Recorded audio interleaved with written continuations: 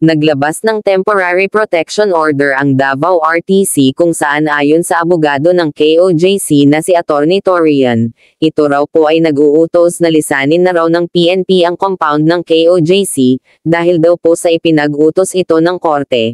Dito po ay pinatunayan lamang ng abogado ng KOJC na talagang mapurol ang utak niya at mahinang umintindi, kung kaya naman, nag-issue ulit ang Davao RTC ng Supplemental and Clarificatory Order para linawin na hindi po kasama sa nauna nilang ini-issue ang pagkansela sa arrest warrant ni Quiboloy. Sa puntong ito ay mukha pong hindi pa rin maunawaan ng abogado ang order na ito dahil po siguro ay talagang hanggang doon na lang ang kanyang pangunawa.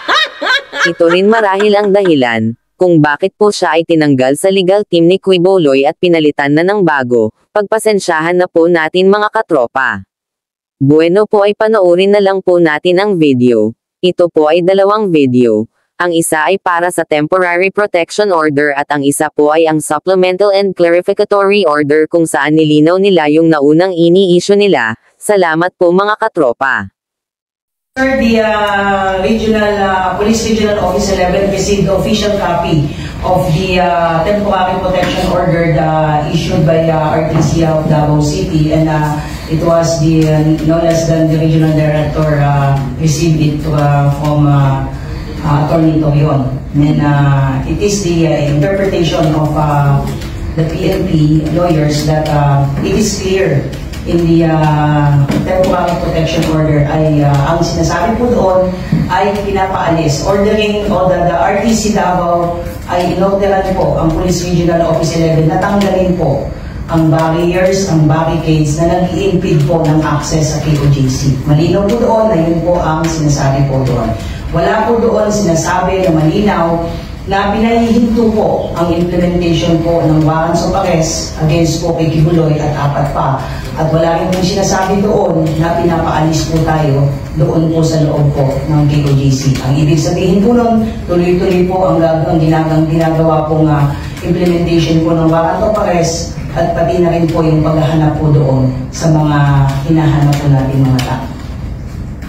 Naglabas ang Davao RTC ng Supplemental and Clarificatory Order tungkol sa inisyo nilang Temporary Protection Order na hiniling ng Kingdom of Jesus Christ. Nilinaw ng korte na hindi sinasalungat o kinakansela ng TPO ang arrest warrant laban kay Pastor Apollo Quiboloy. Pero dapat daw ay rason-dable ang pagsisilbi ng arrest warrant. Nagsimula raw ulit ang PNP sa paggamit ng ground-penetrating radar sa katedral sa loob ng kanilang compound kaninang umaga ayon sa Kingdom of Jesus Christ o KOJC. Equipment yan na kayang makadetect ng mga tunog pati tibok ng puso kahit sa ilalim ng lupa, na naging basehan para maniwala ang PNP na nasa isang underground bunker sa loob ng compound ang hinahanap nilang si Pastor Apollo Quiboloy.